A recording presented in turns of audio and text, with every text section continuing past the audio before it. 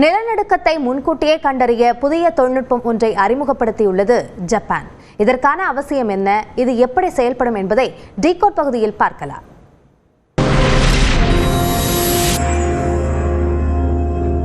Decode, the world unfiltered.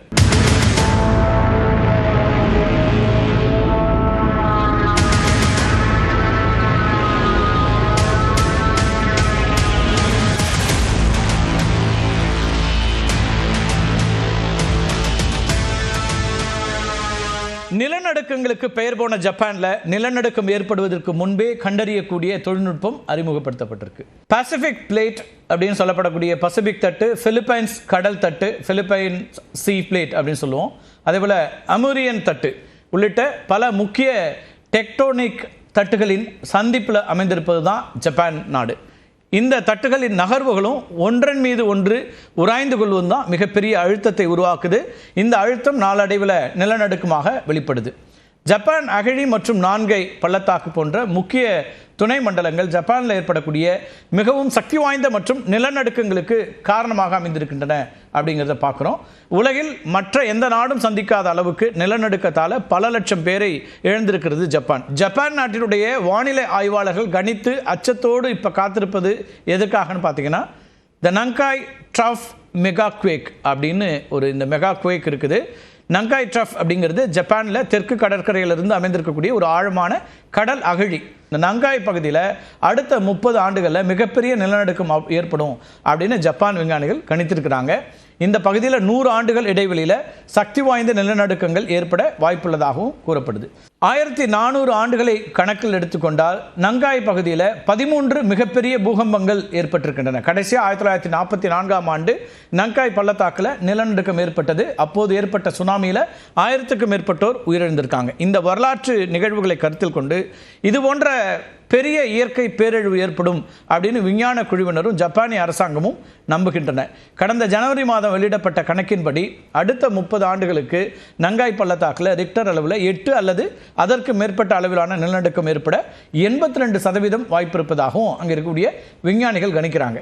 இந்த நிலநடுக்கம் பரவலான பேரழிவை ஏற்படுத்தக்கூடும் அப்படின்னும், சுமார் 3 லட்சம் இறப்புகள் மற்றும் 2 லட்சம் கோடி டாலர் மதிப்புள்ள சேதங்களை ஏற்படுத்தக்கூடும் அப்படின்னு கூட அவங்க கணிச்சிருக்கிறாங்க. இதனை கருத்தில் கொண்டு தான் பல்வேறு முன்னெச்சரிக்கை நடவடிக்கைகளை ஜப்பான் அரசாங்கம் எடுத்துட்டு இருக்கு. இறப்புகளை 80% குறைக்கணும், கட்டமைப்பு சேதத்தை 50% குறைக்கணும், முன்னெச்சரிக்கை மற்றும் வெளியேற்றும் நடைமுறைகளை மேம்படுத்தணும், அதிக ஆபத்துள்ள இடங்களில் உள்கட்டமைப்பை வலுப்படுத்தணும் அப்படின்னு பல்வேறு இலக்குகளை நிர்ணயித்து ஜப்பான் அரசாங்கம் செயல்பட்டு வருது. இது மட்டும் இல்லை, முதல் நில அதிர்வு ஏற்படுவதற்கு முன்பே எச்சரிக்கை மணி ஒலிக்க நூற்றுக்கணக்கான சென்சார்களை கண்காணிப்பு அலுவலகங்களோடு இணைக்கவும் தொடங்கி இருக்கிறாங்க. இதற்காக ஜப்பான் விஞ்ஞானிகள் வடிவமைத்திருக்கக்கூடிய ஓஷன் ஃப்ளோர் நர்வஸ் சிஸ்டம் நிலநடுக்கம் மற்றும் சுனாமியின் மிகச்சிறிய அசைவுகளை கூட எச்சரிக்கக்கூடியதாக இருக்குது. நிலநடுக்கம் ஏற்படுவதற்கு 20 நொடிகள் முன்பாகவும் சுனாமி ஏற்படுவதற்கு 20 நிமிடங்கள் முன்பாகவும் சென்சார்கள் எச்சரிக்கும் அப்படிங்கிறதான் இப்போ வரக்கூடிய தகவல். இதன் மூலமாக ஜப்பான் இப்போது முழு துணை மண்டலங்களையும் சப்டக்ஷன் ஜோன்ஸ் அப்படின்னு சொல்லக்கூடிய இந்த மண்டலங்களை நிகழ்நேரத்தில் நேரடியாக கண்காணிக்கக்கூடிய முதல் நாடாக மாறியிருக்கிறது. இந்த அமைப்பு பேரழிவு ஏற்படுவதற்கு முன்பு எச்சரிக்கைகளை அனுப்பவும் மக்களை வெளியேற்றவும் அவசரகால குழுக்களுக்கு அதிக நேரத்தை வழங்கக்கூடியதாக இருக்கும். 2011 நிலநடுக்கம் மற்றும் சுனாமியின் போது எச்சரிக்கைகள் தாமதமாகவே பெறப்பட்டன. இதனால் என்ன ஆச்சுன்னா, மக்களை வெளியேற்ற 10 நிமிடங்கள் மட்டுமே இருந்தன.